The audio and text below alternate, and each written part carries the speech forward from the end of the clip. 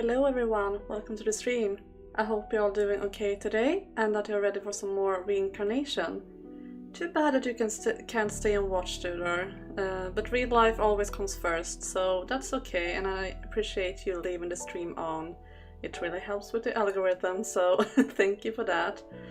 And also, Fia, you are a real champion for being here despite being sick. I hope you get well soon. Everyone else that is here watching, please give Fia extra love today because she is a champion being here.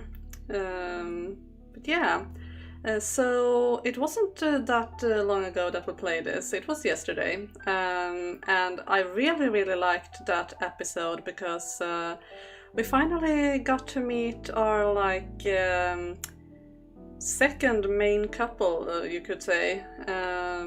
The first main couple being Michelle and Giselle, obviously, but Morgana and Jacopo are meeting again, and it is like I do see some similarities to like the first meeting in Requiem, with like her being without a home and like in need to be rescued in a way, but it is under much more calm circumstances this time, because I mean I don't know what she's going through obviously, but I feel like it can't be worse than what she was going through with Barnier at least, so there's always that, even though it does seem like she is going through some stuff during this era as well, which is very sad, because this girl really needs just to be hugged and feel safe, really, like she deserves it so much after everything that she has been through. But yeah, she is right now being taken care of by Jacopo, and so far it is quite sweet and wholesome. They are having a lot of banter, as they always had, really. And so far it does not seem to lead into anything romantic, which I really hope it won't. I hope it stays that way, but we will have to see how similar their lives will be this time around. Because, as I said, I do see some similarities already, but fingers crossed, okay? You're the one streaming while being unwell, though, last week at least. Yeah, but I wasn't really unwell per se, like I was more... It was more my throat that was not just really feeling up to it, but I wasn't sick or anything, so I still feel like you are the champion here, Fia. But yeah,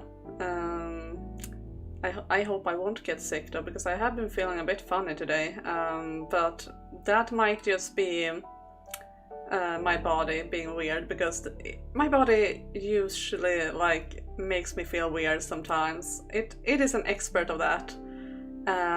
So yeah, it's hard to tell whenever my symptoms actually are something or if they are just false alarm. My stomach pain from yesterday at least disappeared, so that's good. Yay! And also welcome day, welcome. But yeah, I think we should dive into the game, since we don't have as much time as we did yesterday, since it is a weekday, so let's not waste it on rambling about being sick, because that's not fun. So yeah, let's see here if I find the button. It's there. I always get confused. It's strange. Like, I never learn which buttons, and even though I am the one who decided the buttons. Scatterbrain, I think it's called.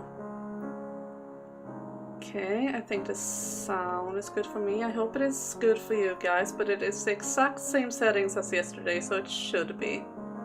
Otherwise, I don't know what would be wrong, honestly. I took Morgana to a moderately large supermarket near my apartment, and she was astounded by the wide array of products sold. Apparently she'd never been in one before, which only added to my concern about what kind of life she'd led. Though maybe she just lived somewhere really rural and that didn't have big stores, and there wasn't anything more to it. I asked Morgana what she wanted for dinner, but all she gave me was a non-committal anything. Then I asked if she had any favorite foods, to which she responded with, "I'll eat anything." It was easier to cook for someone if they gave you something to work with. Evidently though, she wasn't just being shy and genuinely had no wants or preferences.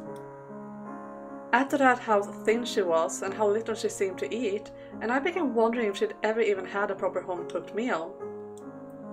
She obviously wasn't a dieting type either. In fact, when Maria had brought her that oversized sandwich, she tried to force herself to finish it. She gave off the impression of a nun who'd lived her entire life cut off from earthly pleasures. I mean, that could be like kinda sorta it, because it is Morgana we are speaking of here. And she does wear like very modest clothes and have like a cross around her neck, so I'm like, maybe she's being brought up in a very religious home. Because everyone have had like similar lives, I feel, so yeah. Or perhaps a saint, forbidden from indulging in worldly desires. Wow. Yeah. I hope that one day I might be able to hear her express some kind of desire. Be it something she wanted, some food she craved, or some activity she was interested in. When we were done at the market, we went to the bookstore to buy some movies. However, most of what they had on the shelves was in the top 10 bestsellers variety. I wasn't interested in mass market fluff myself, and would have preferred something literary or artistic, or even educational like a documentary. But I knew I wasn't going to find that at a common neighborhood bookstore.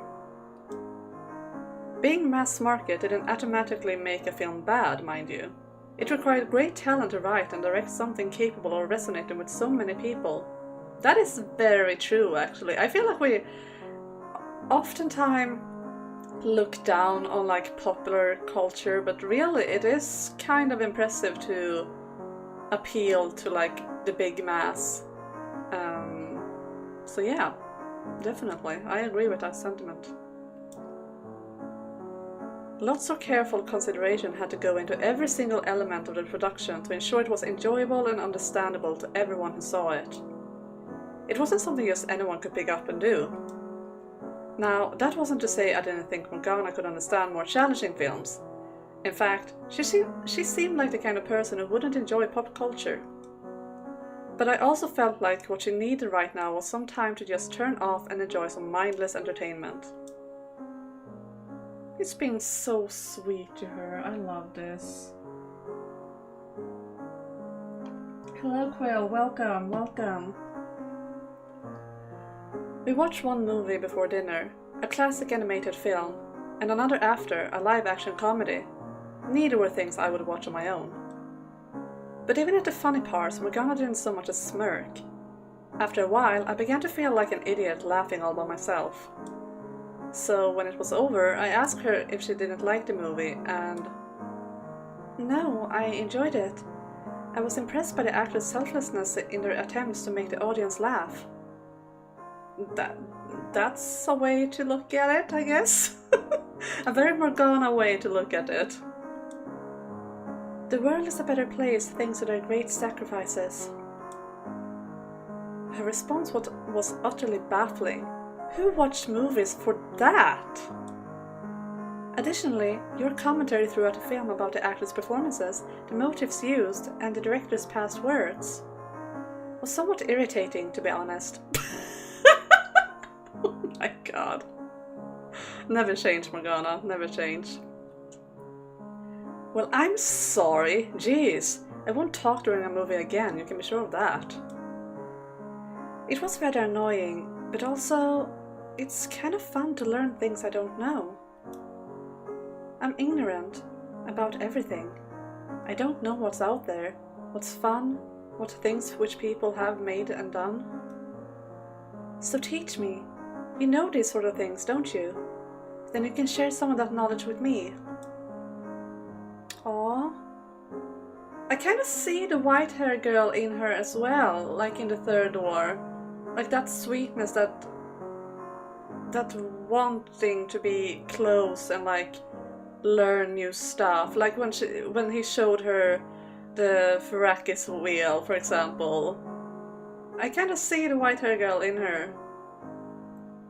Her annoyed face was cute. Yeah, she's adorable.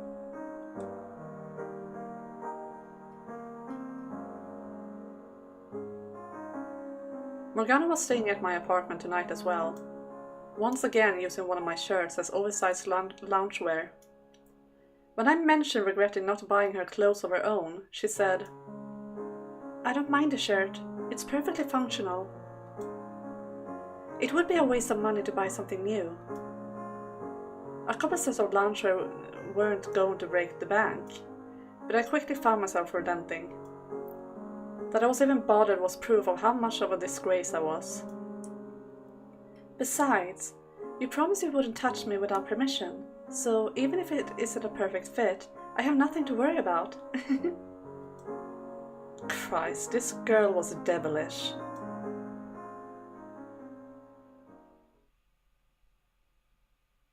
And we have it in dream again. If I truly am, then I have a father somewhere. One night, I overheard my mother muttering something. At the time, I assumed it was just a dream, but if what she said was true, my father was a mere vagrant, a man whose face I never once saw, whose name I never heard. Frankly, I'm not sure. I wouldn't know what to say even if I did. He might not even know I exist. It didn't sound like he had any interest in staying with my mother, which does not speak particularly well of his character. If he had chosen to stay instead of abandoning her, then she wouldn't have had to lie about having a virgin birth. So go to a second-hand shop? Yeah. I'm guessing that Morgana doesn't really know about those either. And I doubt Jacopo would feel comfortable in one. Maybe we could have even been a normal family. An entire course of my life could have been different. But why is that your first reaction? You're not going to hunt him down and give him a piece of your mind, no! Any form of violence is forbidden. Not even if it's for my sake. Too many people have been hurt already. Which isn't to say I don't understand what you meant. When you said the world would trample all over you if you didn't have the strength to fight back. As children, we were both helpless to fight back against a cruel world. But I stand by what I said. No more. I once believed you to be a weak man, but I realized I was mistaken. I now know you have more than enough strength. Enough to take the lives of countless men. Some part of me always knew, but that's all the more reason. I don't want you to hurt anyone else ever again, to take any more lives. I would have no choice but to deem you utterly irredeemable if you break that promise, understood? What? No, that doesn't mean I think you presently have redeeming qualities. Have you lost your mind? Honestly, this is not the time for silly do you like me games. Don't tell me you're waiting for an answer, because you're never getting one. What? Fine, if you want to know what I think so badly. No, I don't much care for you.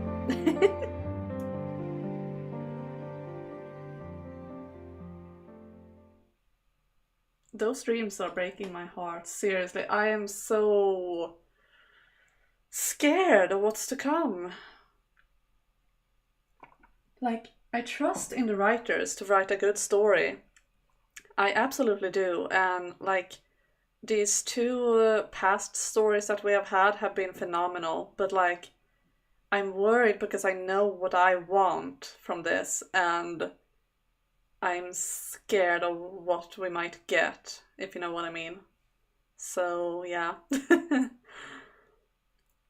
That dream again. Feel so weird, stretching out like an ocean. Talk about my unseen father. Hadn't almost the same thing come up this afternoon? Could it be a coincidence? In the dream, there was someone standing before me, a silhouette of a man, his face imperceptible. But whoever it was, they meant a lot to me. If only I could see them again. Aww.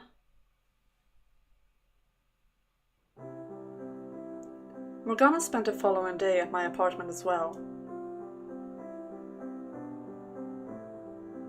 It was a sunny Sunday and we started it with a walk.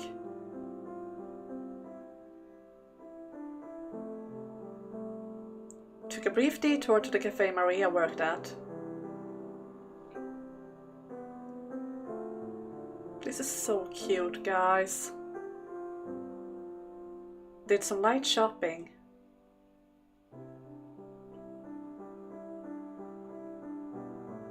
Then went home and watched a movie. Concerned she might get bored doing all the same things again, after the movie we played video games. Aww, that's adorable. I wonder what she thinks of that though. I wasn't much of a gamer myself though. I mostly used the console to watch movies. So I bought a digital version of some racing game and we had at it. We were both absolutely terrible, which helped keep things fun and not overly competitive. In our final race, Morgana's car spun out and she ended up driving backwards through the course, causing me to laugh so hard I dropped my controller. Aww, this is adorable! Oh my god, my heart, I can't take this. Guys, I'm going to die! My heart is going to give out right here, right now. After that, she refused to play with me anymore, or even talk to me for a good while.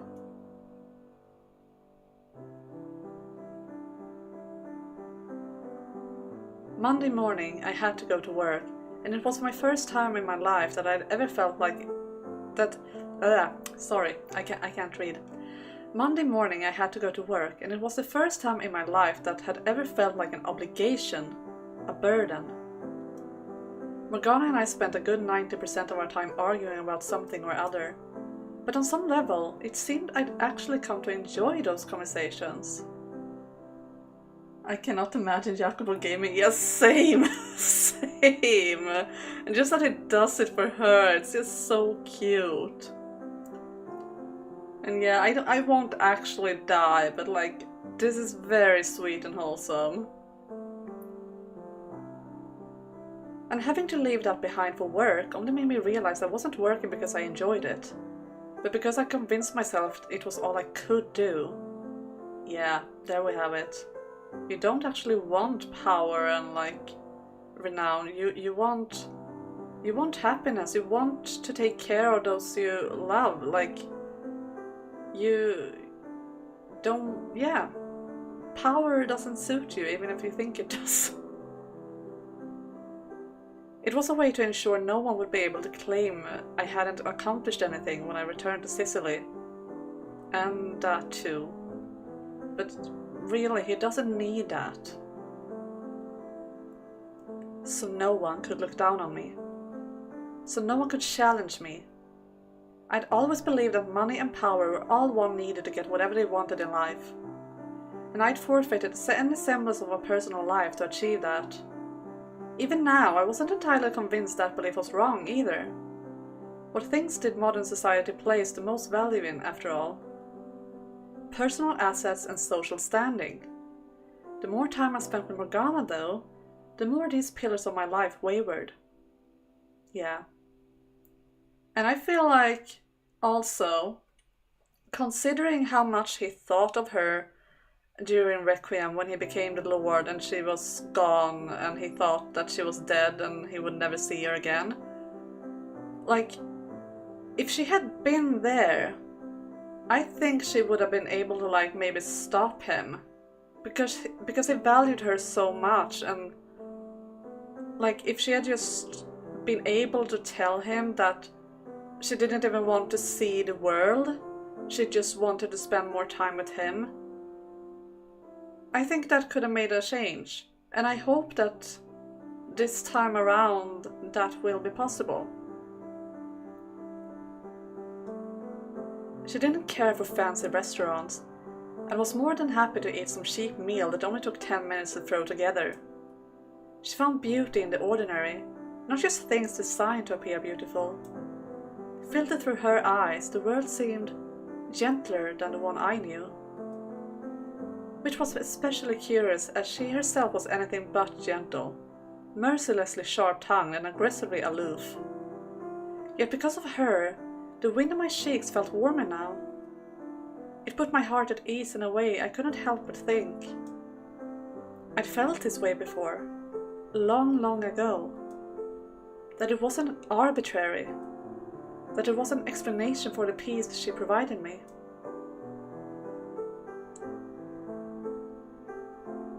I stopped doing regular overtime at work. Where before I had written everyone off as unreliable and useless, deciding it would be best to simply handle everything myself, I started delegating some of that work back to my subordinates. Everyone was shocked at the sudden change in my demeanor, and many were upset at the reduced efficiency that resulted from it. But it was their work to begin with, so they had no grounds to complain. People were going to be talking about me behind my back. That much was inevitable when the workload increased. Even more so considering I was already disliked for how often I yelled at and chewed people out. But I didn't have time to bother myself with other people's opinions. Before, I might have been worried it would affect my prospects of promotion. But now, I wasn't especially concerned. I was doing what I needed to do and not a single thing more. That is more healthy. Like, unless you actually love your job, don't overwork yourself. And I have something in my eye. Why does this happen every time I stream? Okay, that's an eyelash. I think it's better now. It was the eyelash. It's the streaming curse, it continues. My priority now was getting home as quickly as possible, so I could teach Morgana about the world. And that is also really sweet, like, he doesn't have to show her the world, like, bring her around to multiple places, because they live in a modern era, so it's easier to, like, show her the world without making her uncomfortable.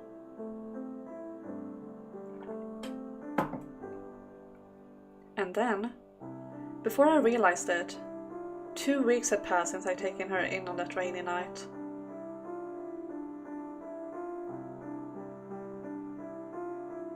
Still, she was staying at my apartment. Sometimes I'd ask her with a sigh, "When are you planning to go home already?" To which she'd respond, puffing her cheeks, "You're free to kick me out whenever you please." Except I couldn't, which was why we were in this situation in the first place. They just challenged me knowing I wouldn't call her bluff. That I didn't actually want to throw her out anymore. Over the past couple of weeks, I bought more books and movies than I could count so she could keep herself occupied while I was at work. And shocking even myself, I'd given her a spare key as well. Something was clearly loose in my head. Doing things for her made me feel good though. And as insane as I rationally knew I was, I couldn't fight how it made me feel. Over and over and over again I argued with myself. But never once did good sense win out. I must confess, I had grown quite fond of this new life. I think this new life is more healthy for you, Jacopo. How dare you make us do our own work when you do it so much better? Yeah, I mean, if I was a worker, I would probably feel that way too, like, because, yeah, it sucks if you have to do more work, but then again, if it is your work to begin with, just do it. Like, don't expect someone else to do it. It was a Thursday, a little over 2 weeks since I met Morgana. The first day, all I managed to do was force an umbrella onto her. Never could I imagine from that encounter that we'd effectively be living together soon after. Not enough time had passed to really reminisce about how far we'd come, but nevertheless, the change was undeniable. damn it. How is it already 8:30? So much for no more overtime. It's hard to believe 8:30 feels late to me now. She's probably already eaten by now. Surely she's not waiting for me.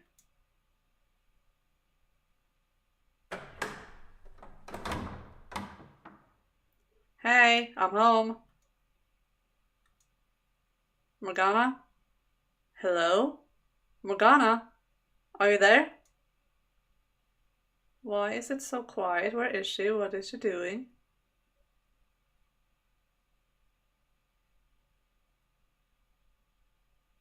Okay, she's gone. Nervous noises in hearing that comment aimed at me. Wait, what? What do you mean? I'm not sure what you mean. Me dum again. I couldn't find her anywhere in the apartment. She wasn't asleep, and she wasn't in the shower either. She was just gone, as if the last 2 weeks had been all a dream. We weren't family, nor were we really living together, but I'd gotten so used to having someone there to snark at me when I got home, that it felt off to be greeted by silence. Oh, Fia's comment. Okay, I see. My first thought was that something had happened to her. She was hurt or in danger. But the apartment was just how I left it. The door was still locked, and there was no sign of anyone breaking in. She had left of her own volition, locking the door behind her. Could she have gotten into trouble somewhere else then? Oh, for God's sake, I got no way of getting in touch with her either. I should have bought her a phone and a spare in case she lost it. Do I go looking for her? Call the police, maybe? Slow down. Why was I acting like she needed to be here when I got back? After how many times I told her to get out? I never meant it as anything more than banter, but how was she supposed to know my intentions? Wouldn't it have made more sense for her to have just gone home, as opposed to something actually happening to her? That I was the only one enjoying our time together, and she had finally gotten tired of me for good. I mean, thinking back, she clearly always seemed annoyed. Constantly complaining, never smiling. Telling me who even knows how many times I should burn in hell. What if I misread her and she wasn't joking, and every day she was piling on more and more stress? As much as I had continued to insist she was a child, it wasn't like she was primary school or middle school age. She was old enough to think and make decisions for herself. In fact, judging from the short time we'd been together, she was very mature for her age. So she wasn't going to be completely helpless if something did happen to her. So I guess that's that. She's through with me then, huh? I wish she would have at least said goodbye, but I guess to her we were just strangers, so... I wasn't so much angry as I felt bummed. I tossed the movie I bought over lunch onto the counter, then collapsed into the couch. She'd always sat right here, in this spot. She was small, barely took up any space, but the hole left in her absence felt larger than life. The room was uncomfortably quiet now, and it felt like the temperature had dropped several degrees as well. Bah! This is just a return to the status quo. It's nothing to get upset about, you fool. Guess I'll make myself dinner then.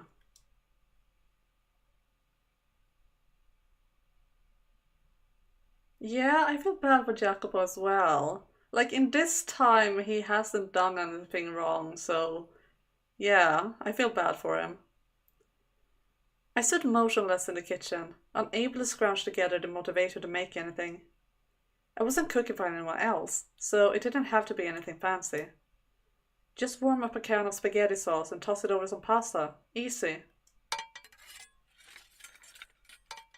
Also, the silence and like no music makes this even more sad. Huh? Was that the door? Oh, she's here! Oh, hello. I thought you might be a bit longer tonight. Making dinner for yourself, I see. She didn't abandon you, you fool.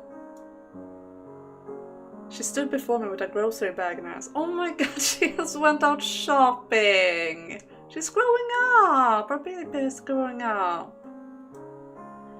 I stood before her, utterly stupefied. She frowned at that oh-so-familiar frown. She didn't have to say a word, and I could still hear her mocking me clear as day. I felt like all the wind had been sucked out of me, and with it the ability to lie. Yeah, I thought you'd gone home, so I... Yes, I did just come home. We weren't on the same page. She seemed to think that by home I meant...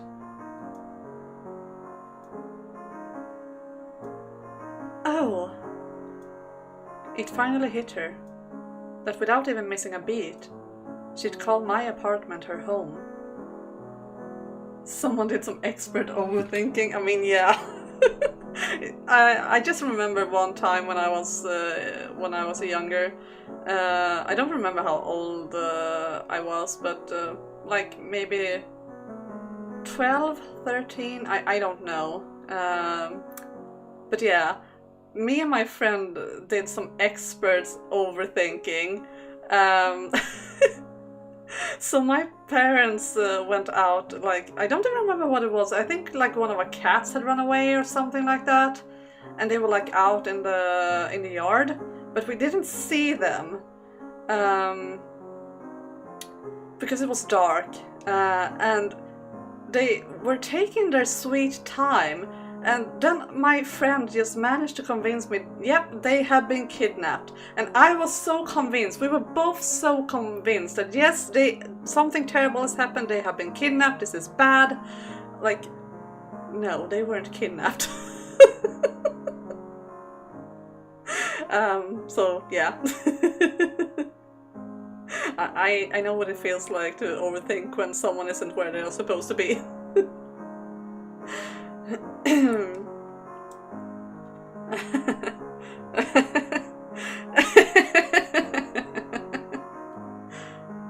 What are you laughing about? It was just a slip of the tongue, okay? You don't need to make such a big deal out of it. Yeah, I know. It wasn't on purpose. But you're still laughing. I don't understand you at all. Yeah, it's okay. I don't understand myself one gosh dang bit either. Gosh dang?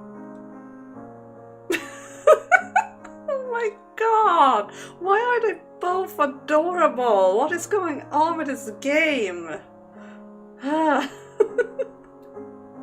Am I getting part of the cuteness aggression? Okay. Well, I'm not sure what to say to that. God damn it. Now it was my turn for a slip of the tongue. I didn't talk like that in years. Just pretend I didn't say that. You didn't hear anything, okay? I think I prefer that to the alternative. I mean, well, I don't know why you feel the need to force yourself to blaspheme so often, and you would be much more approachable if you lighten up your language some. He ugly speckles himself. I'd appreciate if you did so around me, at least. If I feel the need, maybe. She smiled, a rare occurrence, but I couldn't bring myself to look her in the eyes. I absolutely wanted to take in every second of it, though. God, I was acting like a damn child. But it was getting to be impossible to deny what was going on. I was a 26-year-old man, and she was a good decade younger. No, no, no, no, no, Jacopo, no, no, no, no. Why? Why do you have to ruin this? Why do you have to ruin this? Why? I hate this. Why? Why? Why? Why? Why? Why? Why? I hope that is not what it is going to say, but like, I mean, I think saying it out loud that she considers this as her home was a slip, but it doesn't mean she doesn't think that. True, true. It was wrong on so many levels to have these feelings about her. Yes, it is, Jacopo, so stop. But I was entranced with Morgana.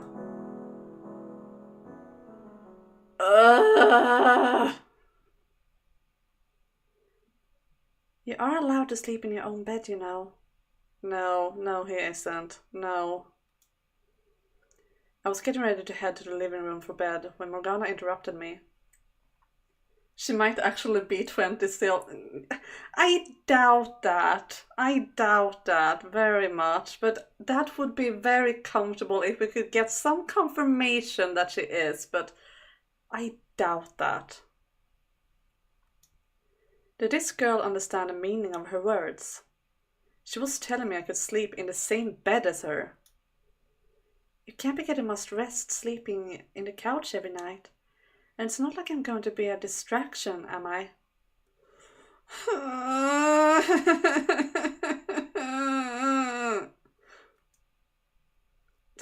That's not the issue. It's wrong for us to sleep in the same bed. There's no excuse. I don't follow your logic. It's wrong, so it's wrong. That's all there is to it. And I think it's wrong for you to have to go to work with bags under your eyes. We've been having trouble getting up in the... You've been having trouble getting up in the morning lately. Wow, you pay more attention to me than I thought. If you're so concerned, you can sleep on the couch then. No way. I prefer the bed. Then why are you... If you insist you absolutely want to sleep on the couch, then who am I to stop you? But I'm going to bed now, so good night. Jacopo, go to the couch, please. Oh my god, no.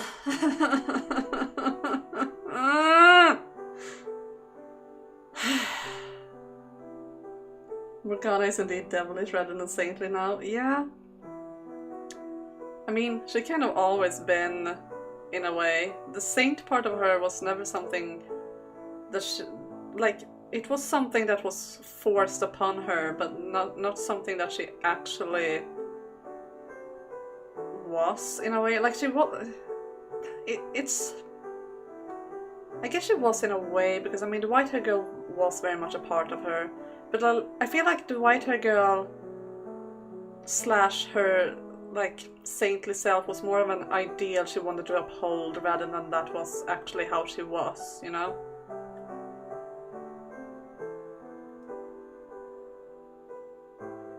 I don't know why I know that... I knew this is where it was going to go, because, I mean... We didn't get anything else with the other two, so why would it be different with these two? But like... Still. But I mean, at least Jacopo is a good guy. He's not doing anything, he is willing to wait until she is older, so there's that at least, but it is still like... It's so icky, it's just... Like, I feel like Nellie's feelings for Mel is less icky because she is at least a child having those feelings, you know? Somehow Morgana managed to wear me down, and now we were both in bed, the same bed. I was pretty sure I'd rest better on the couch than here, both physically and mentally. To start with, being able to sense her presence behind me was incredibly distracting. And then there was the worry that I might accidentally roll over and crush her. But worst of all was her body heat. I wasn't accustomed to being able to feel anyone so close. Don't you dare turn around, okay? I don't want to have to spend all night with your face in mine. You go, Morgana. Tell him. Says the girl who insisted I use the bed tonight. Christ. Okay, fine, I won't turn around, so get some damn sleep. She was still as a corpse behind me, but I could feel a tension in the air nonetheless. What was she getting worked up about? Jeez. She likes you too. only she is 16, so there's that. The longer the silence continued, the more uncomfortable it grew. I sighed, letting it hang in the air before breaking it with a "Hey." She lurched slightly at the sound of my voice. Then, after another brief pause, she responded with a "What?" "If you can't sleep, maybe we can talk for a little." "I don't mind, but what will we talk about?" How about you finally tell me why it is you ran away from home?" "You really want to know?" "Of course I do." "So you can give me your unsolicited advice?" Oh yeah, I did something like that at a cafe a couple of weeks ago. It wasn't what I wanted to say though. But maybe now, with her this close, I can stop putting on so much of an act. Maybe I can treat you a little better. Because I'm sincerely curious, I don't want to push my views onto you. I just want to get to know you better. Is curiosity such a bad thing? No, it's not. But my reasons are boring and trite. The truth is only going to disappoint you. I'm not asking because I want to hear a good story.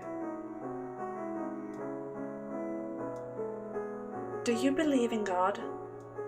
What? God? Where did that come from? I'm asking about you, not... Just answer the question. Honestly, no, I don't believe in God. Not that I explicitly believe there isn't one either. But true believers are a minority in this day and age, especially in first world countries. Churches have largely become venues for weddings and funerals. Right. Not many people believe in God in modern times, but I do. I believe in the Heavenly Father who watches me from above. I believe He has the power to cause miracles, and I believe He has a divine plan, which we mortals are incapable of straying from. Many generations ago, that was normal, and those without faith were burned at the stake. But that's no longer true anymore. Today, if you say you love God, people will think you're old-fashioned, or worse yet, incapable of rational thought at all. She was right. These days people weren't punished for being faithless or believing in other gods, as would have happened in ancient times. And for that, the world was a more peaceful and accepting place now. But these societal rules for acceptance have not gone away, merely transformed over the centuries. Also, I'm not sure if I would agree the world is more peaceful. Like, it depends on how you look at it, I guess. I mean, in a lot of ways, things are worse now, but I guess I can see where he's coming from too, because I mean, we are more accepting toward differences than back then. But yeah, exactly, Dave. Yes and no. Like, it's just changed, I feel, rather than being more peaceful. It's been a while since Christianity went for a crusade. Yeah, so definitely more peaceful in that way. But like, we have other type of crusaders, not maybe religious ones, but I mean, in some places they are religious. But yeah, I feel like saying that the world is more peaceful is not entirely true. The problems have just shifted, but more accepting. In a way, yes, but in other ways, no. While you wouldn't be burned at the stake anymore, those with beliefs deemed unacceptable were still made into outcasts. Instead we get governments inciting coups. Yeah. Something I was guilty of doing as well. I frequently found myself frustrated at people who didn't see the world the same as me. I was close-minded and unable to adapt to different ideas. Instead, I threw them to the curb, making no attempt to reconcile or understand, refusing to examine my own beliefs. When we first met, I probably would have laughed in her face if she told me she believed in God. The Heavenly Father, His divine plan, fantasy nonsense, all of it. I wouldn't have even given her the time of day. My mother is a much more devout believer than me, though. Or perhaps you could say she depended on her faith. I told you about my father, right? And how I never met him before? Well, supposedly the divorce was very difficult for my mother. So she took to attending a local church, bringing me with her. There she found fellowship, relief from her loneliness, salvation. There I had a home, a place to learn right from wrong, and a place to confess my sins. What would a kid your age have to confess? Isn't that whole thing for people old enough to take responsibility for their actions? It wasn't anything I did. I had a black mark of sin on my very soul. Poor girl, oh my god. Ah. She can never catch a break. Like, seriously. I think governments doing that has always been greed. Yeah, definitely. Definitely. Oh, poor baby. Excuse me, what? My soul did not pass through the gate of God's judgment before entering a new mortal body. It is still blemished with sins of my previous life. That is not true. Oh my... So they told me I must atone for those sins in this life. Who the hell told you that? The priest at the church? Listen to me, Morgana. You're allowed to believe whatever you want. I'm not going to get you on your case for being abnormally pious. But I draw the line at atoning for something you never did. It's ridiculous to think you're responsible for actions taken in a past life. Reincarnation blather is bad enough on its own, but there's no reason to let vague notions of karma dictate your life now. At first, I felt the same way as you. Why should I have to pay for sins I have no knowledge of? But the bishop and my mother, they told me that the hideous scars on my body were evidence of the sins of my soul. I saw many doctors about them, but not one could identify the cause. Which meant it couldn't be a physical ailment, but a sign from God. A curse to always remind me of how tainted my soul is.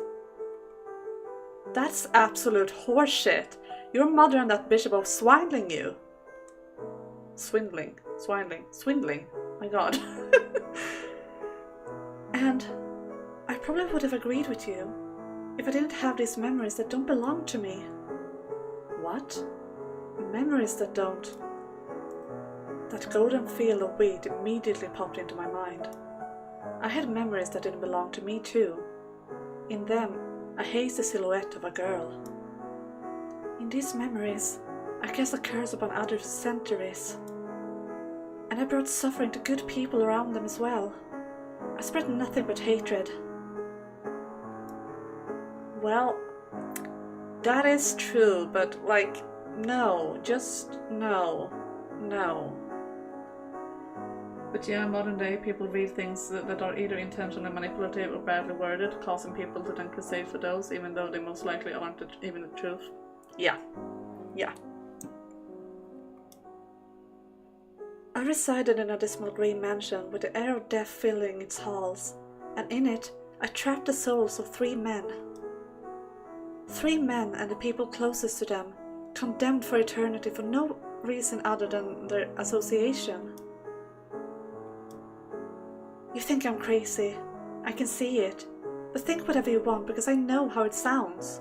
Souls and curses and haunted mansions. It's all childish silliness. It was childish and silly. It was the kind of fantasy nonsense that had no place outside fiction. But I couldn't carry the words from my mind to my mouth. A chill ran down my spine, like a bony finger sliding down the skin, until it stopped at my heart. It was as if it was trying to say Morgana was talking about me. My mind was just playing tricks. There wasn't any evidence, but the thought wouldn't leave me. Is something the matter? Did you fall asleep?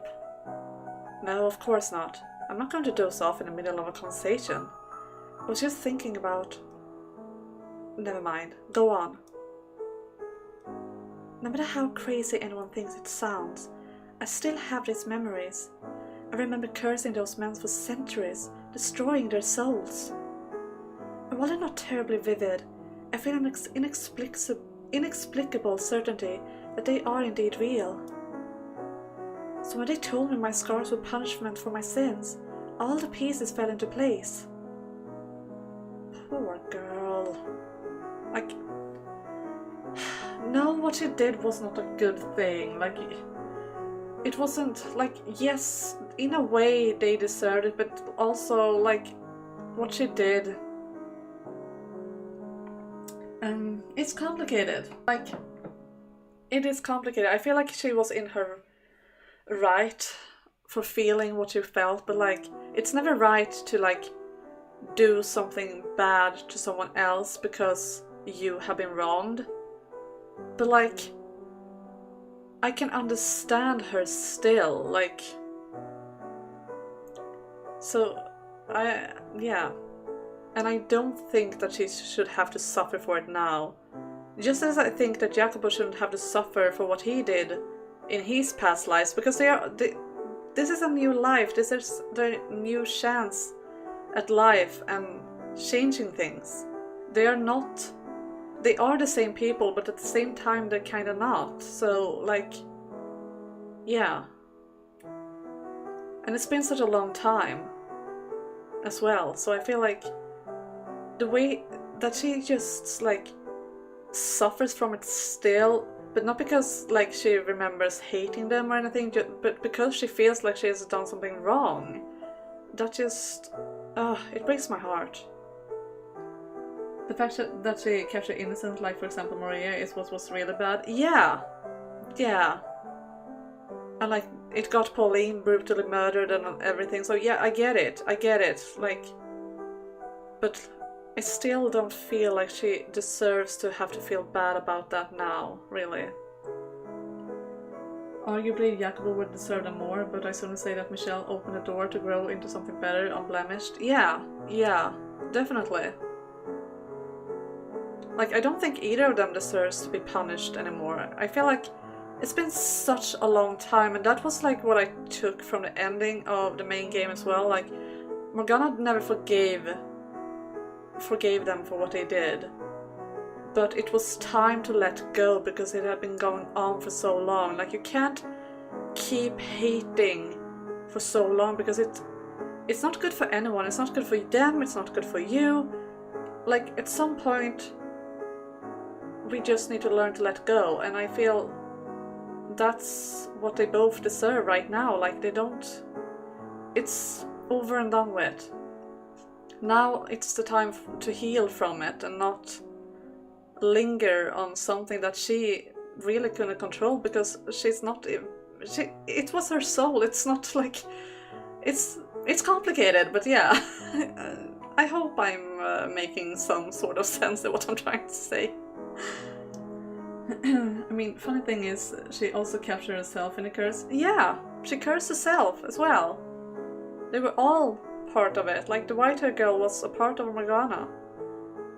And I don't think she particularly enjoyed watching them suffer either. Like, she might have, like, tried to convince herself that she was, but I don't think she actually did, because she's not evil. She is a nice and sweet girl. Yes, she is very, like,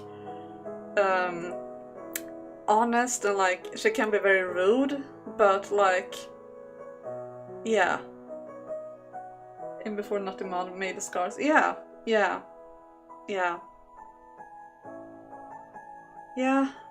I feel so bad for them both, like, really.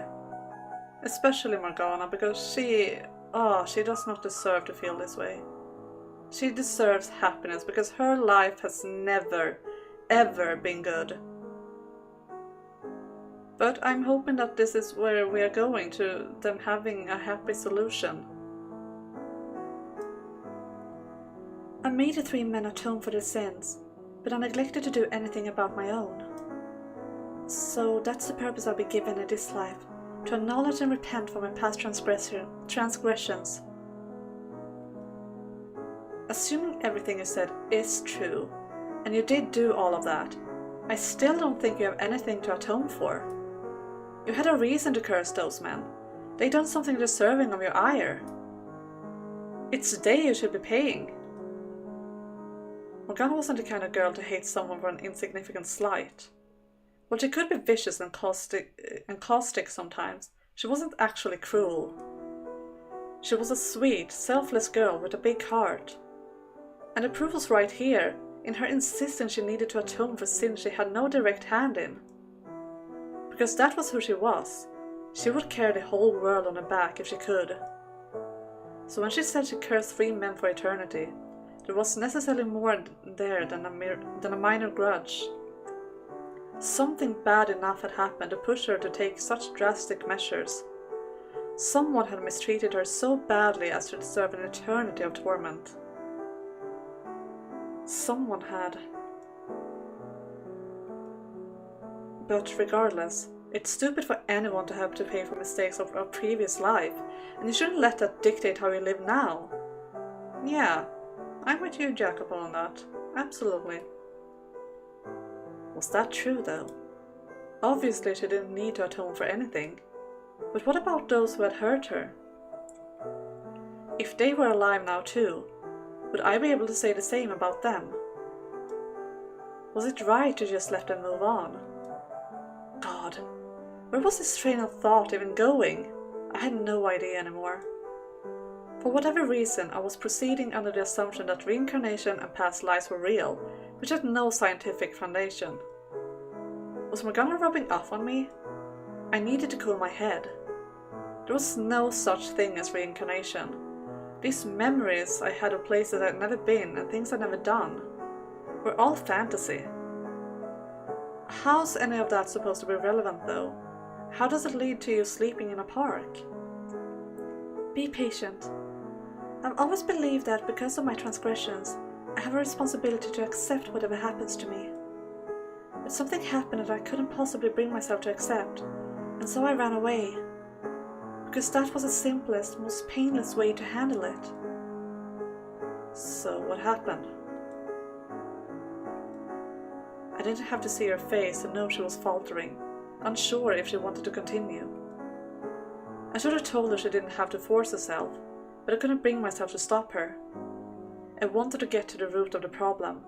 I needed to know what she was going through.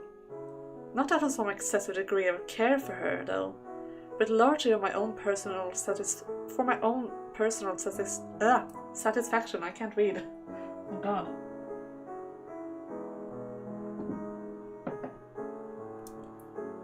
After a long silence, she muttered in a voice so soft a pin dropping would drown it out. I'm of no use to my mom. Did your mother actually say that to you? My mother recently remarried to a man she met at the church. He's religious, so of course he's a good man. I hate the direction this is taking. She was mumbling absent-mindedly and didn't seem to be hearing me at all. This wasn't like her. She was always very direct when she spoke. It was making me uneasy. Yeah, it's making me uneasy too. Like, I don't like where this is going. A shadowy figure seemed to tower over me, so I blurted something out without thinking to try and chase it off. Being religious doesn't make one a good person. That's not how it works. There are bad people everywhere. Not even heaven is an exception. Please, tell me what happened, Morgana.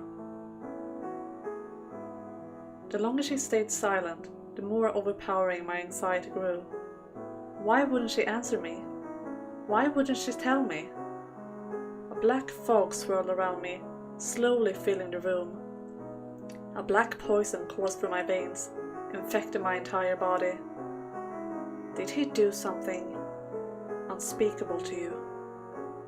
Boundless rage swelled up within me, too great for me to restrain. Because if he did, I'll fucking kill him. Calm down. He didn't hit me. He didn't touch me. He didn't do any of the things you're worried about. Okay, good. And just like that, she pacified the hatred rising within me, leaving me aghast at my own reaction. Had I just seriously entertained the thought of killing a man? And for what? Because I jumped to the worst possible conclusion. A completely baseless one at that. Yeah, you're kinda good at that, Jacobo. I wasn't being reasonable. I was acting like a feral dog. I was seconds from ripping a man's throat out for setting foot in my territory. It was absurd. It didn't matter how enchanted by her I was. That wasn't reason enough to murder her stepfather. I'd like to hope I had at least that much of my sanity intact. All he did was tell the truth. He's in the right, and I'm in the wrong. Stop beating around the bush. If all he did was tell the truth, you wouldn't have run away. I suppose, maybe. He told me that I sickened him. The sound of my voice, the color of my eyes, the way I act. But most of all, the hideous scars on my body. He says he's physically repulsed by everything about me. He married my mother because he loved her, not because he cared about me, so I guess I only served to get between them. Or perhaps my entire existence was offensive to him. He's told me many times that the world would be a better place without me, that everyone would be happier if I'd never been born. Oh my god. How the hell is that telling the truth? Are you implying you deserve verbal beatings from your father figure because of some perceived sins committed in a previous life? A grown man has no place talking to a child like that, let alone his goddamn stepdaughter. He's the one in the wrong here on all accounts. And your mother just lets him deride you like that? My mother, she supports him in all his decisions. And I support her in that. She raised me as a single mother for so long. She deserves this chance to be happy. So I don't want to do anything to sabotage that. You deserve to be happy as much as she does. God teaches that the righteous must place the needs of others before their own. Who cares what... Oh, for Christ's sake, you have no problem telling me to burn in hell. Surely you have enough vitriol to spare for them. I don't get it. Why stand up for the man who deserves your anger the most? Because it's family. Being family doesn't give you free pass to do whatever the hell you want, and someone being family doesn't obligate you to love them. Is the stepfather born here? Well, could be. Of course, the church wasn't going to agree with me. You were supposed to unconditionally love your family, even if they weren't showing you any love in return. Or Amity. It could be Amity as well. But honestly, I don't think that they have been reborn. Or at least I'm hoping that they haven't, because I feel like they deserve to burn in hell. So, you know. I would have taken the caustic venom tongue Morgana over this meek self-sacrificing side absolutely any day. No matter how you may choose to deny it, that is abuse. Words can do as much damage as a fist. Tell me, how old are you? None of this I'm in my 20s crap. I want you to tell me the truth. 16. As I suspected, she was a full decade younger than me, but having actual confirmation made it that much more real. It sickened me that a 16-year-old girl had to live like that. She was at an age where she still needed her parents, and yet neither of them were there for her. I think I'm having comfort food after this. Yeah, this is rough. This is rough. I think I missed all the streams with Amity. Well, be happy for that, because he was a piece of shit as well. He was kind of a priest. Amity is the guy who wanted to marry Giselle, and when she like said no, he like tried to drown her and like told everyone that she was stealing stuff, and that's why she had to like make up the lie to, or not even make up the lie, but basically sell out Michelle and like be like, oh, but he has furniture, so you can take them, blah blah blah. He was the ringleader of that gang, so yeah. Do you go to school? I did before running away. I never missed a day or even been late. Alright, then you should keep going. You'll have a lot more options if you graduate high school. And once you have, move out straight away. That's what your asshole of a stepfather wants anyway. I'm not telling you to do this for your family's sake, though, but for yours. Don't let him tear your life to shreds. But what would I even do once I'm out of the house? I don't have to tell you how little about the world I know. I have no goals, no aspirations, and no idea where to find any either. You don't need to know what you want immediately. Finding it's a process. There's a whole wide world out there that you never had the opportunity to explore. And, you have me here. I think this is actually a kind of sweet moment between them, honestly. I feel so bad for her, like it's heartbreaking, but it's kind of sweet as well. Like, I like their relationship. I hate that he's in love with her, but he's not a bad person because of it. He's not doing anything. He's well aware that it is wrong, and he won't do anything until she is an adult, so there's that at least. Even though I still think it's icky. I would have preferred if it was like having brotherly feelings rather, but it is what it is, I guess. You can come back here as often as you want while you're working on graduating. In time, you'll find something you want to do. At least they're being honest with each other for once. Yeah. They've never actually had this kind of talk, I feel. Because they never like had a chance in Requiem. And well, in the main game, well, first of all, it was only like the half part of Morgana that was there, and he was way off for being able to talk to her, so yeah. And I'll help you do it. Is that not good enough? Or they did have a nice talk in Requiem, like when he was carrying her on the back, but still it wasn't like being this type of honest, because she never told him about her experiences. It was mostly him doing the talking there. Is that not good enough? Do you think there's nothing I can do to help? You're certainly not the best for the job.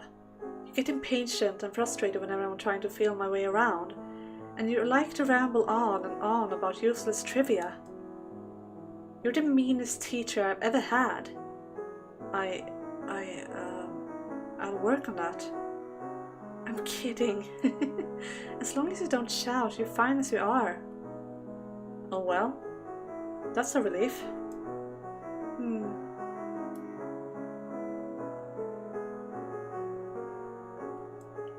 Until now, I never knew that having someone get upset on your behalf could take so much weight off your shoulders. I'll happily get upset at anyone if it makes you feel better. Luckily for us, I'm told I do have a bit of a temper. Please keep your temper in check. I fear you might actually attack someone if you get too angry. I would never. At least, not where you had to see it.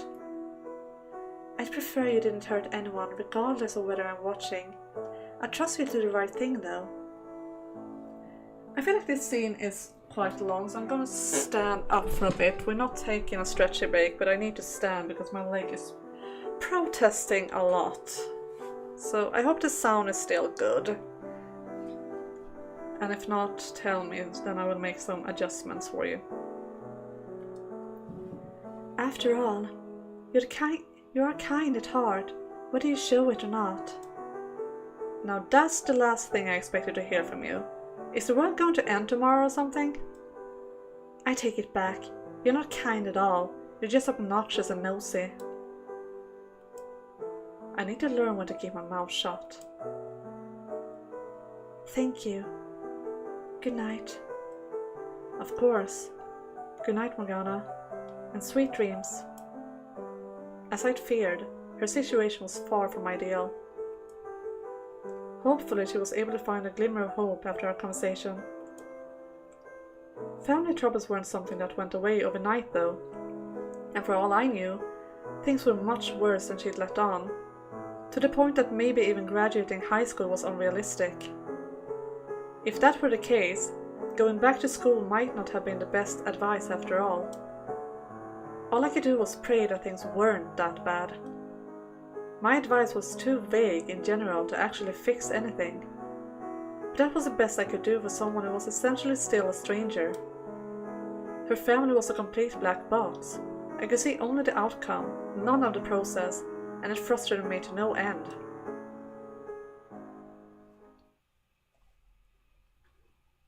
And we have a dream again. Alright, I feel ready to sit down again.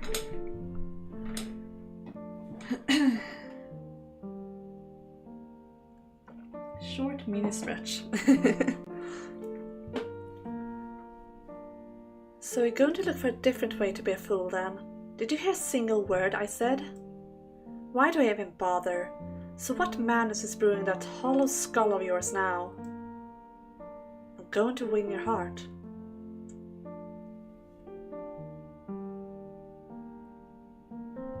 That was even worse than I imagined. You're possibly the world's biggest fool.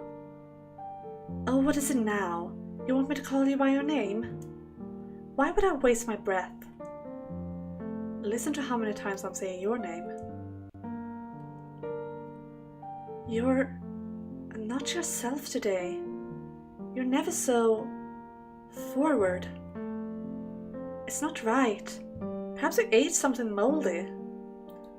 Hi Aldrin, welcome, welcome. Besides, your name is just another word. It's nothing to get so worked up about. What are you, a child? Are you disappointed in me? I never said that. I'm not going to call you by your name, understood? For heaven's sake. Let's change the subject. The way you're silently staring at me is making my skin crawl. So, the lute. I would like you to teach me how to play the lute. Why? Is there something wrong with me wanting to know how to play? I suppose it is unusual, perhaps. I never had a chance to learn much of anything, though. I know little of how people normally entertain themselves. So I want you to catch me up on what I missed. And don't get upset if I'm a slow study.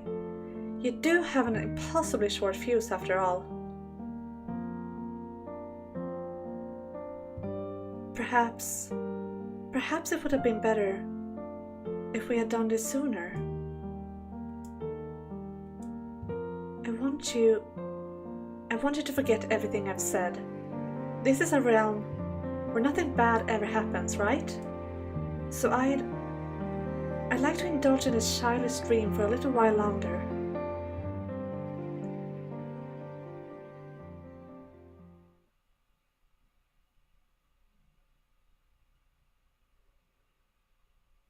Oh, you foolish, foolish child. Dreams don't last. You always wake up at the end. And the sweeter the dream, the more bitter reality tastes when you have to return. But you know that better than anyone, don't you?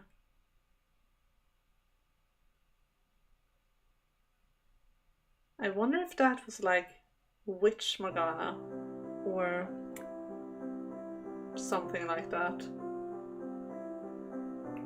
Or like a memory of her. Well, someone's up early. You're even dressed. How unusual. Oh, good morning. Yeah, I've got something to take care of this morning. Did you sleep well? Well enough. No worse than usual, at least. And you? Did you sleep better than on the couch?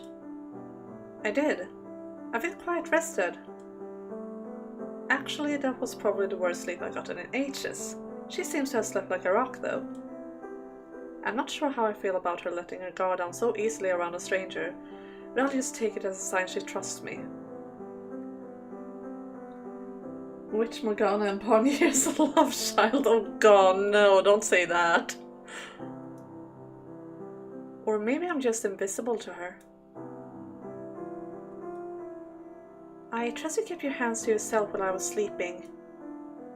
I won't stand for any false accusations. You have my word. I didn't do a thing. That's right. You promised you wouldn't touch me without permission. And you're a man who keeps your word. That's some impressive restraint, considering you wasted no time trying to bring me home. For the last time, you know that's not why I let you stay here. Hello, welcome to the stream. I don't know what to call you because I can't really read those letters, but welcome nonetheless. Wait, that makes it sound like you really were trying to come onto... Excuse me? Is there anything in that big head of yours? Lay a single finger on me and you're dead. In fact, you deserve to burn in hell for so much as entertaining the thought, you lecher. You're the one who led me into that, damn it. What's more impressive is how you can go from meek and unassuming to spewing venom like an angry rattlesnake in the blink of an eye. Well, as you know, I am a mean, bitter girl. Ha! Everyone could use a bit of mean streak, honestly. Life's no fun if you're always playing the goody two-shoes. Forget the act and be like this around your parents too. As long as you're comfortable with it, that is. Anyway, breakfast. I have to head out to work soon. Okay, off I go. Remember to lock the door if you go anywhere. Wait. Yeah? After our conversation last night, I thought things over and decided I will go home. If that's what you want to do, then I support you. She gave me a little smile and a nod in response. Like an idiot, I felt a pang of disappointment that she was going to leave. But I was happy she'd finally found the courage to face her family. And besides, that didn't mean I would never get to see her again, so it wasn't the end of the world. I was a little concerned about how her stepfather would react. But regardless, she was still a minor and couldn't keep living with me forever. And she was in a better place now than she had been when she left, so surely she'd be able to get through to him. Or at the very least, not let him walk all over her anymore. If she started showing a little assertiveness, he'd probably be more liable to actually listen. And even if that wasn't enough, then well, I was willing to step in and act as a mediator if necessary. Well, if you're leaving, I can show you the way to the train station. Actually, I was thinking of waiting until a school day. If I go back on a day off, then I don't have an escape route, and that scares me. But since it's Friday, I wouldn't be able to make it back in time for school day. So I was planning on leaving on Monday, which means I'll be here for 3 more days. Ooh, we're getting a deadline again. I hope nothing bad will happen because of it. I mean, it's her deadline at least, and not his, but yeah. Ha! Quite a delinquent you've grown into. I did have a very good example after all. It was still morning, so she could absolutely make it back in time for school, albeit maybe a couple hours late. But she knew that as well as I did, and some things were better left unsaid. It wasn't hard to imagine her at her desk, diligently taking notes and doing the classwork, a top student with perfect attendance. So running away must have been like turning her whole world on its head. There's so much more to the world than school and studies. All you need to get out of it is a diploma. Everything else is bonus. So if you need a break, take a break. The outlaw life ain't half bad, now is it? It could be worse. I managed to get by without feeling bad about skipping school, which would have been unimaginable before. But still, I'm glad it was you who found me. Morgana? I said nothing, you hear? Loud and clear. I heard nothing, and having heard nothing, I'm glad our paths crossed too. You know, you're kind of creepy when you're being sincere. Right back at you, kiddo. We both laughed, something I wasn't sure had ever happened before. Her smile was softer, warmer than normal, and I imagine mine probably was too. Hey. Yes? How do I put it? I thought that maybe I would be able to tell her how I felt. I'm not sure that's a great idea. But it didn't seem right to take advantage of her when she was vulnerable like this. I also didn't want to make it too awkward for her to come back either. Not to mention the age difference. But it was most important that she sorted things out in her life first. So ultimately, I decided against saying anything. Are you going to finish that thought? If you have something to say, use your words. It's nothing. I swear we met somewhere before. And I've been feeling that stronger and stronger these past few days. Seeing you in my dreams even. Which is why I'm wondering if maybe we crossed paths sometime long ago. You dream about me? Oh, don't look at me like that. Let me guess, you think that's creepy? No, it's not that, just... I think I've been having dreams about you too. Let me guess, you think it's creepy? Of course not. A little awkward maybe, but not in a bad way. It's actually, nice. Maybe you're right. Maybe we have met somewhere. I'm sure of it. And now I really have to get out of here. I'll try to get home as soon as I can today. I know you're going to say never come back, but... I am not. I'm actually kind of glad to hear that. Oh. Well, I guess I have no choice then. I'll do what I can. Yes, please do. And have a nice day. You too. See you later. Why are they so freaking adorable? I feel like they are like... Not on a romantic plane, but like... In a like souls plane, friendship plane, they are perfect for each other. Like they make each other better people, I feel. So like, yeah, it's just the age difference. That's why?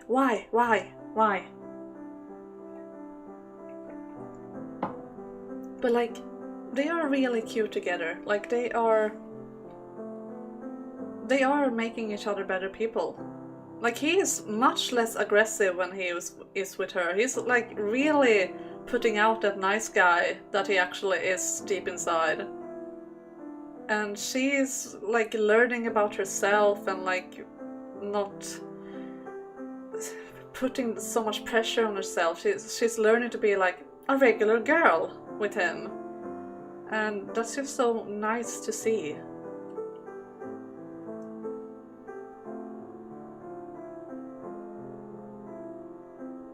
And now we have a deadline and I'm worried about like what will happen to make a mess out of things. We have 20 minutes to play. I hope that we will get to like a good place to end this and not have to do overtime again, but we will see, I am very much into the story, so yeah, but I wonder how much we have left of it. It doesn't feel like we are like close to the ending. I ended up staying here a lot longer than I had anticipated. And I ended up enjoying my time here far more than I could have ever imagined. Maybe because they paid so much attention to me, for whatever my god, I can't read anymore. For whatever unfathomable reason. After 2 weeks here, there was mountains of new things in his apartment. Books and movies he would never... Guys, I can't read. I can't read. You know what? I need to refill my glass of water, so I'm taking a short mini break. I'm not even going to turn off my mic because no need to. I'll be back. Don't go anywhere.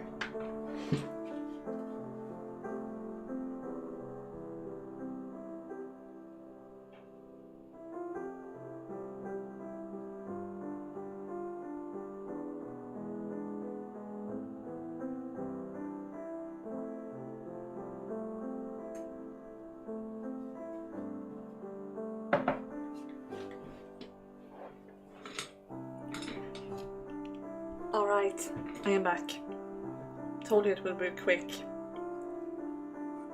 Books and movies he would have never consumed on his own.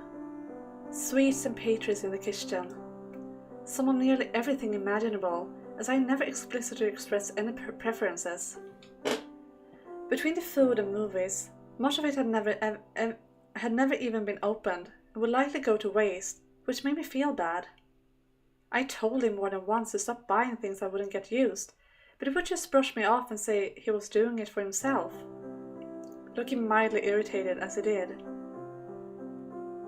Despite all his griping, he put a great deal of time and money into making this a place where I could feel comfortable. I couldn't understand why he went to such lengths for me, though. He had nothing to gain from it. It made so little sense to me that for the first week, I'd even suspected he had some kind of ulterior motive. And the way his words and his actions never seemed to line up made it even more difficult to trust him. After 2 weeks, I'd come to realize that he was just a very roundabout man by nature, and that was him trying to show kindness. Although, honestly, I was hardly any better than him about that. I know I said I was going home, but it feels so much more like home here. I raised the blinds, letting the morning sunlight into the room, and then I got to work on my daily routine, which began with cleaning the apartment. By now, I knew where everything went. Wait, did I grab a mistake and want to hide? Oh, I see, yeah. No worries, it happens to everyone. Even English-speaking people make that mistake, so don't worry. Hello, Keg, welcome. And you are amazing as well.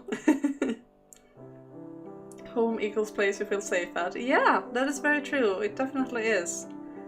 And she felt the most safe when she was at the brothel with the whole gang, so her feeling at home here with Jacopo, it makes sense. He is her home. By now, I knew where everything went. Once I was finished with that, I picked up the remote control, which I knew how to use well enough now to turn on the news. The sun slowly rose higher into the sky, and then it was lunchtime. First I considered going out somewhere, but I only had 3 days left here, and any time away felt like it would be wasted. So I rummaged through the pantry and fixed myself a simple lunch. After eating, I relaxed a bit on the couch, and soon it was mid-afternoon.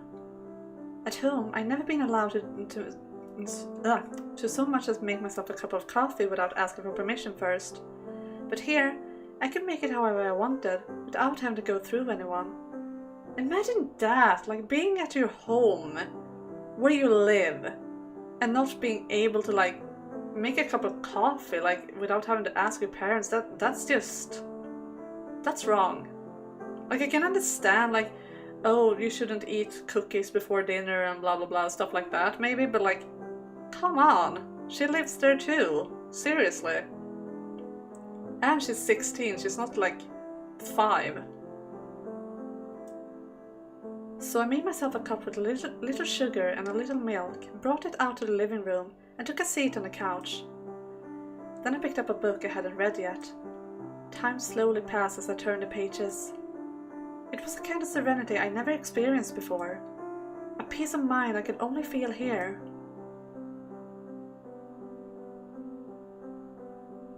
As I turned the pages, a wave of sleepiness came over me.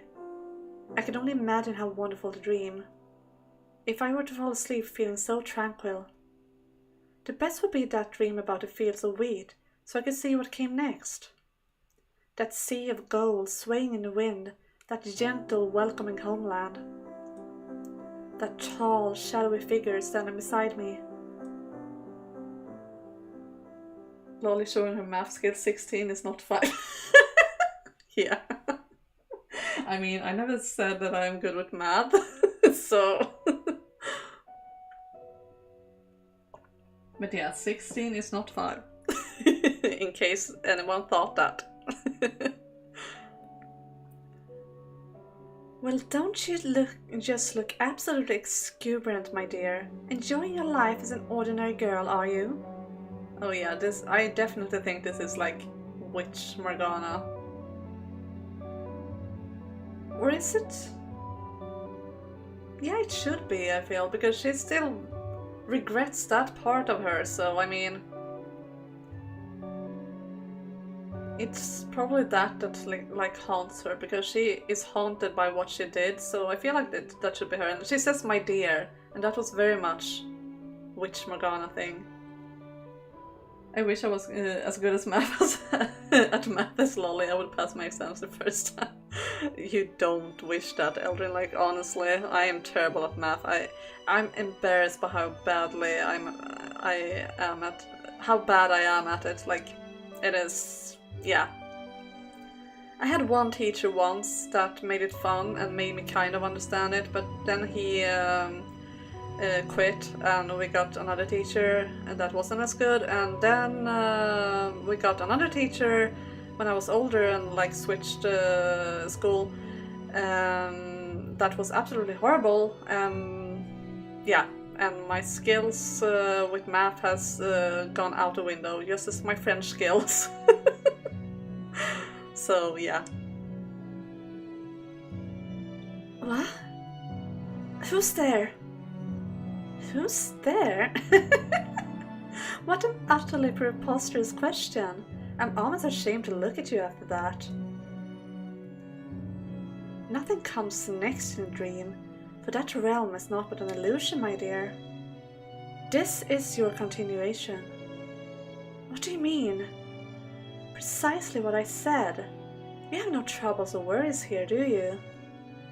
You left your past behind to bask in an illusory happiness, blind to the fact that every second of it is based in lies. That's not true. This is real. It's not a lie. And besides, I have plenty of worries here too. Certainly things seem difficult for you now, but they're all trivial concerns of what you went through before this. Before? It started coming back to you, hasn't it?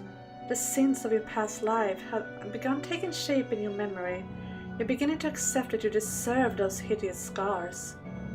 So open your eyes and face it. My eyes are open. Not all the way, my dear. You only let yourself see the pretty frame, telling yourself it's the whole thing while ignoring the painting within. Hopefully the illusion doesn't shatter too quickly. But who can say? Your soul was much more deeply affected than theirs were. The weight of your sins is greater than you can imagine. It's not something you can simply leave in the past. Please, stop. I can't bear the sound of your voice. You wish to be rid of me? I'm sorry, my dear, but that's simply not possible. Not now that your memories are beginning to resurface. You could have gone on as you were if you hadn't met him. But the gears of fate have fallen into place, and there's nothing you can do to stop it anymore. I don't understand what you're trying to say. Oh, but you do, my dear. You merely averted your eyes from the truth. You must face it. Accept the path you found yourself on. Stop. But do remember, I am not the one who put you there. Yours is a path of your own creation, built upon the sin you carry on your soul. The sin of... Stop, please, I'm begging you. The sin... Please! Of the witch.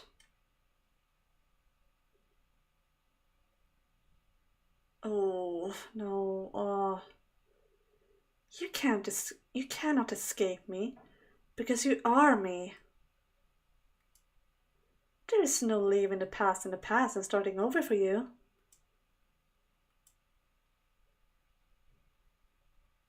You must never forget the pain they inflicted, the sorrow you felt, the isolation and despair, the hatred. You can't pretend those years of agony just never happened.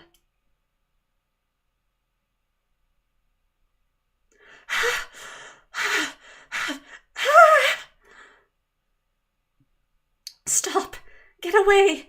Get out of me!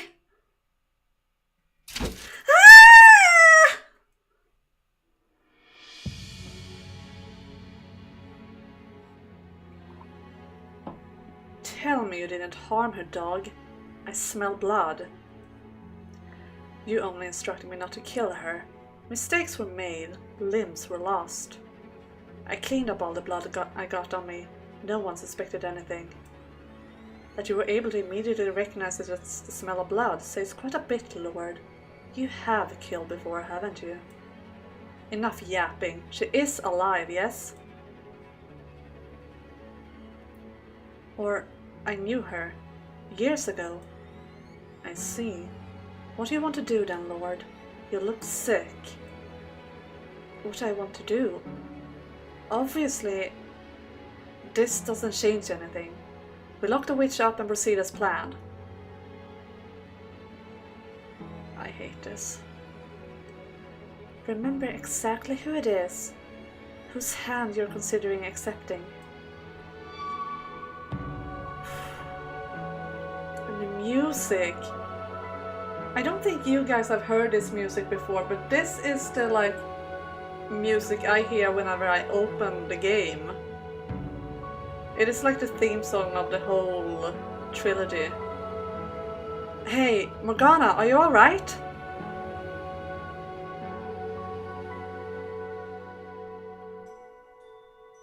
Can you hear me? Are you feeling sick? Are you okay? She's conscious at least. What happened? Help me out here. Do you want me to take you? Do you want me to call an ambulance? No doctor would be able to help me. You're on the ground unconscious though. Whoa! You can't just stand up so fast. You need to lie down and rest. Hang on, I'll get some water. Who are you? Huh? What the hell? Did you hit your head in when you fell? What are you doing here? Morgana? Tell me, which one of you are you now?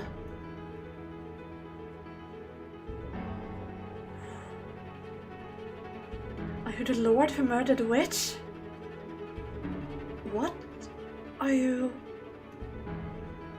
Are you the businessman who drove his wife to ruin? What on earth or are you the slave man?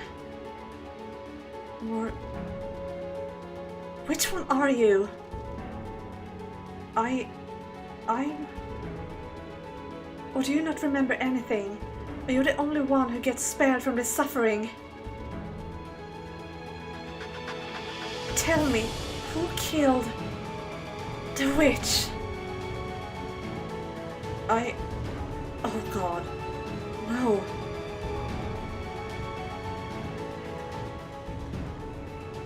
This is so powerful, guys. I'm getting chills.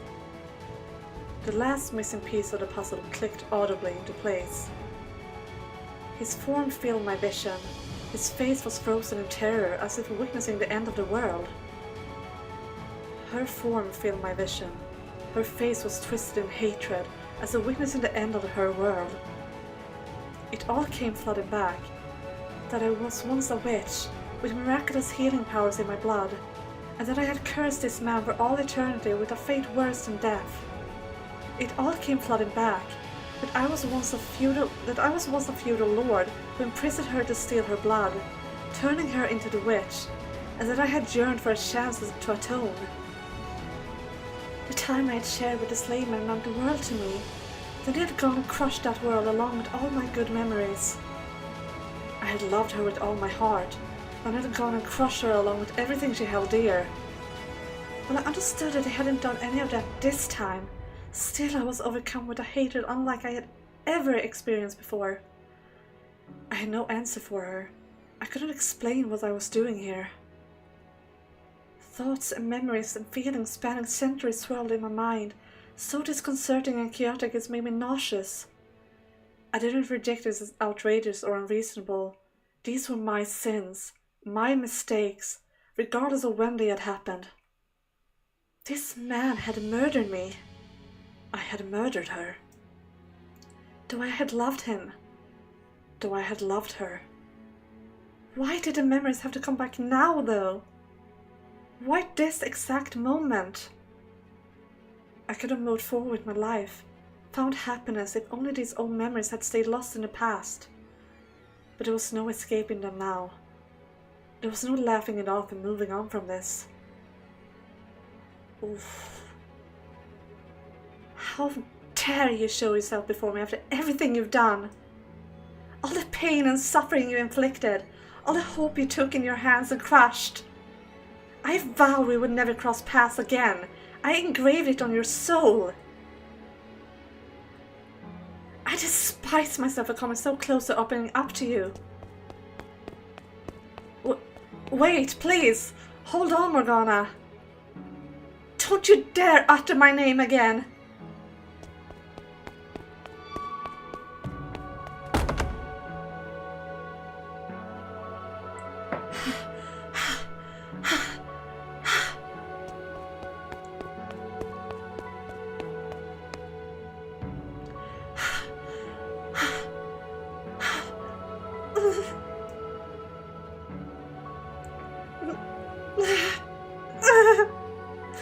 Why?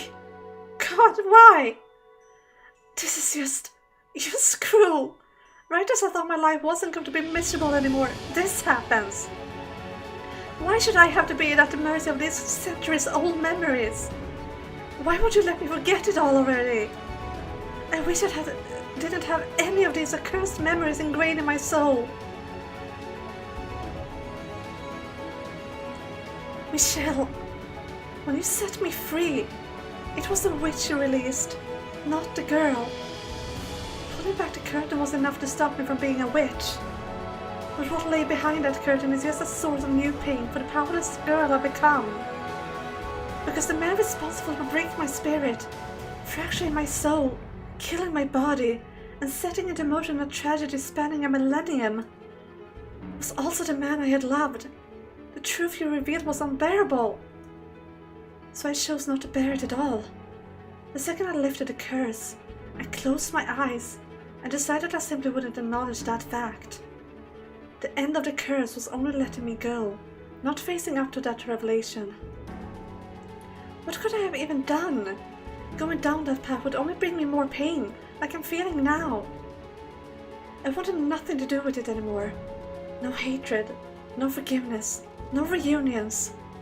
I just wanted to be rid of it all. Why can't things ever go the way I want? Michelle, will you offer salvation to this powerless girl as well? Will it take my hand once again? Or will it have to be... Morgana! Morgana! Did I black out again? Morgana! Who's there? Who's calling for me?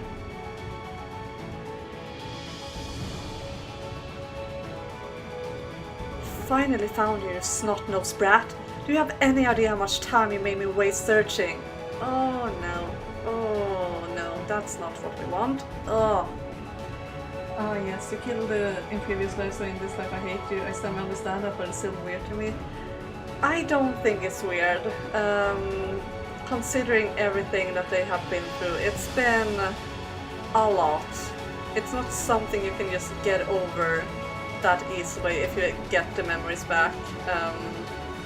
Even though I did say just a few scenes ago that I think that they are having a chance at living a different life now and all of that, and I still do believe that, but I cannot blame her for feeling this way because, I mean, yeah, the way she was treated, the way her life was just, yeah.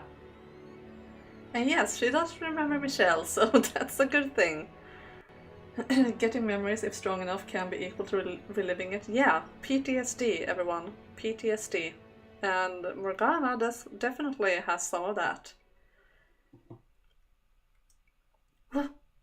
Stop! Ow! It took a few moments for my mind to catch up with what was happening. Where I was. When I was. Who I was. Especially with the suddenness of all the memories. Yeah. His angry shouts echoed in my still jumbled head. You think you have any right to run away and give me more work when I'm the one supporting you and your mother? Ow! Stop! Don't yank at me like that! Let go! You want me to let go, huh? Then you should start doing as I say. Come on, we're going home. And don't you think about giving me any more trouble, you hear? My chest tightened. My spirit, shackled and repressed for so long in this era, went cold. The sound of this man's voice terrified me regardless of what he was saying, and the higher he raised it, the more I recoiled. Over the years, his poison had seeped deep into me, and I glared at him. I wasn't going to let him order me around anymore. I was done. Done with him, and everything else that hurt me. If you want to hit me, then go right ahead. I'll take that over going home with you. I'd rather you just kill me here and got over with it. You insolent little brat. Oh, you're gonna regret that. I'll fix you right up so you never talk back to me like that again.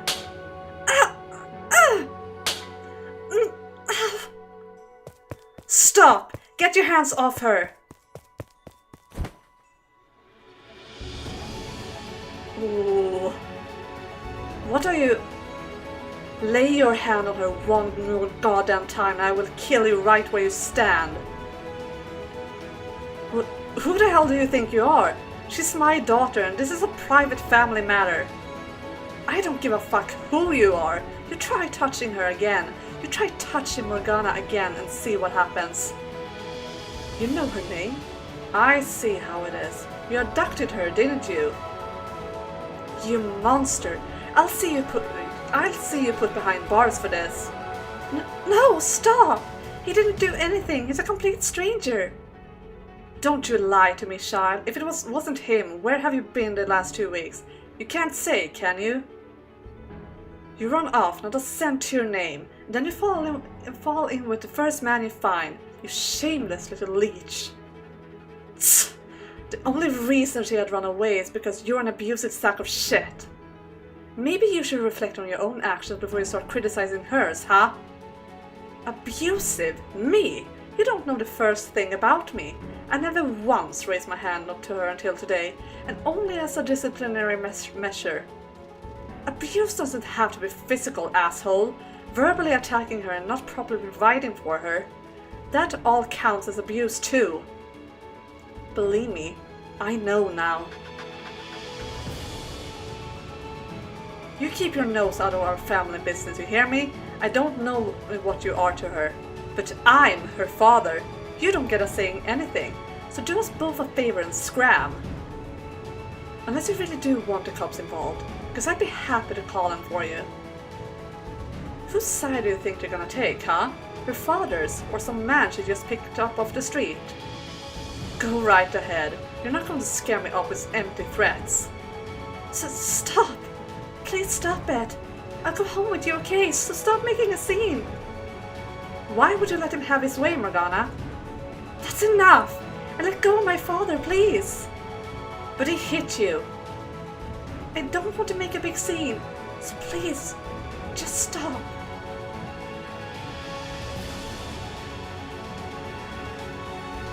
He's right.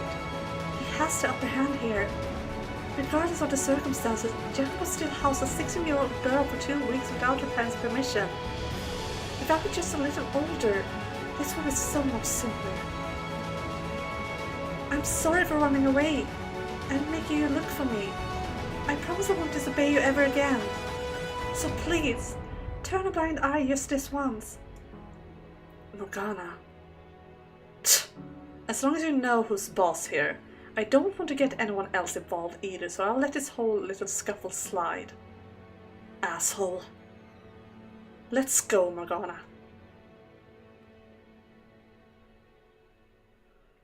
Whew, my god.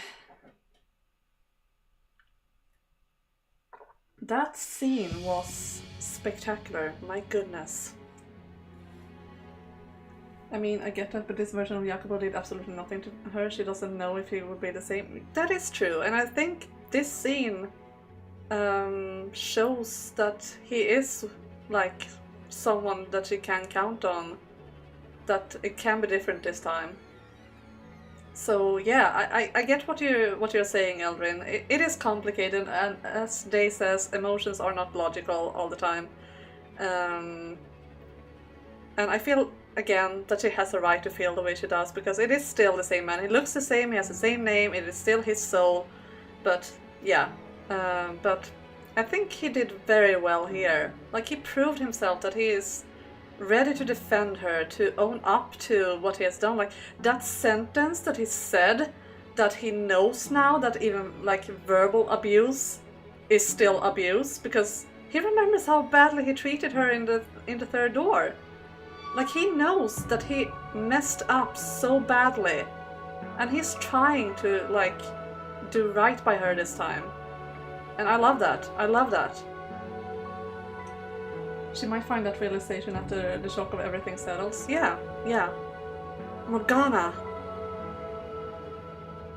I have one last thing I want you to know, please. The only thing I want for you is for you to be happy. Aww. I wish I could have given you that myself, but that's beyond my power, and I know it all too well. It was he who took your hand and led you to salvation. That's something I could never do, had no right to do. I remember everything I did to you now, so I promise you this. I won't force myself to be a part of your life anymore. But I hope you'll still let me wish that you can live a happy, normal life this time around.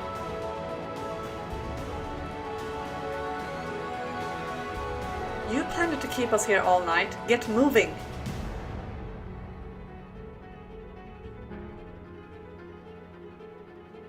I pray that you'll find happiness wherever it may be.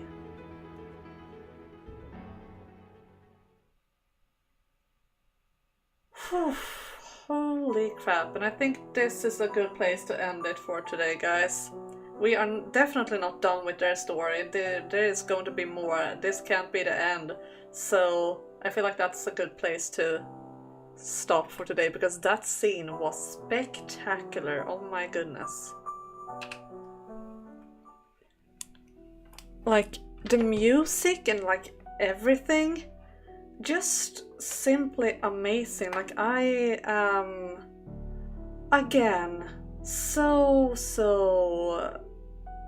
enamored with like the writing of this game, and like how they incorporate like the music with, because here's the thing, one thing that I have been thinking of, like one small critique of the game.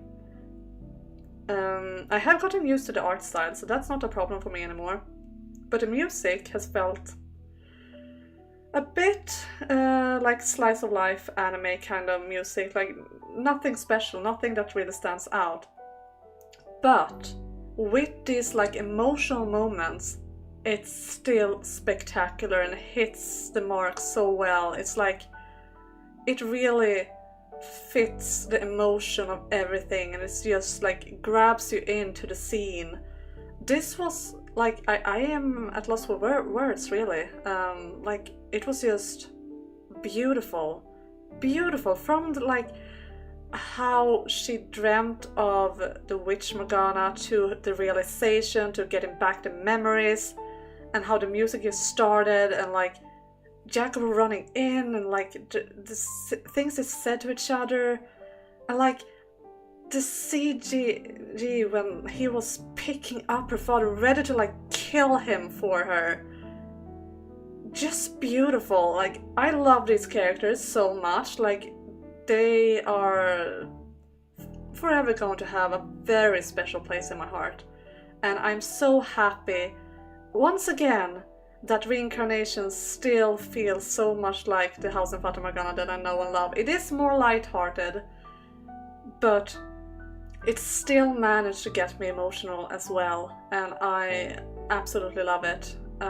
It's amazing.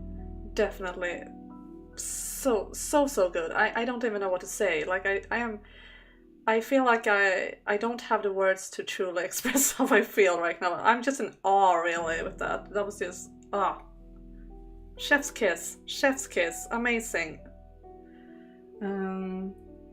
I definitely need comfort food after this arc, though. Yeah, I feel you, Quill. I feel you.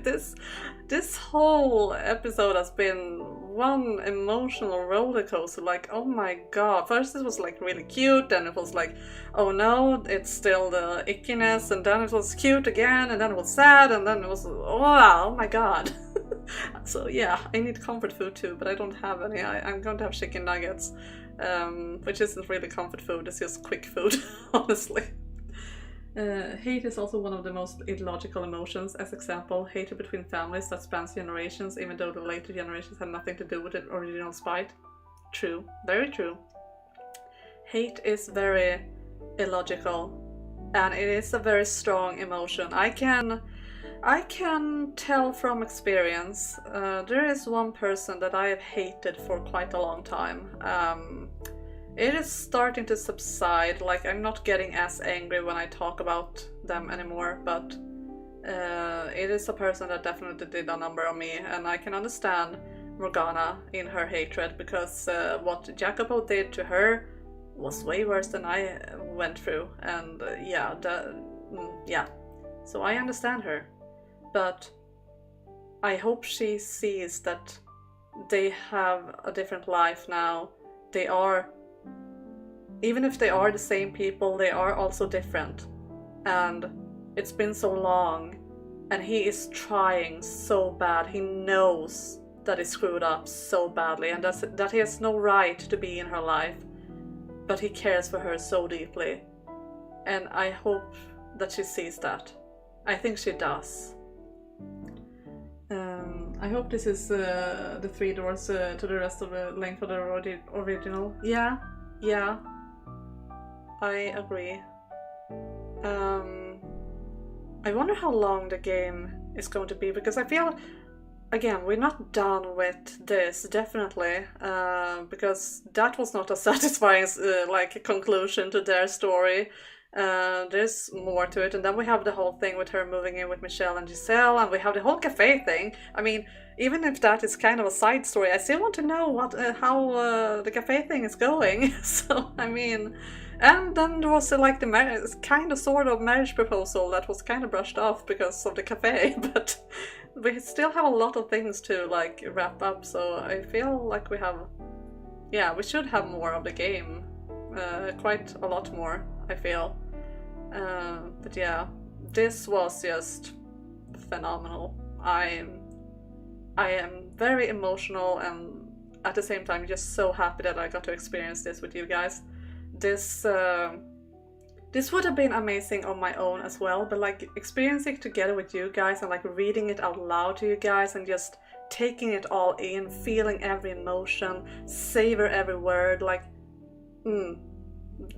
definitely one of my top streaming experiences so far. This has been an experience. I hope you guys enjoyed it as much as I did, because this was amazing. But yeah, it's time for me to stop rambling. I need to get a move on and get a shower and have some dinner. Adult stuff, you know. But thank you so much for being with me here today, guys.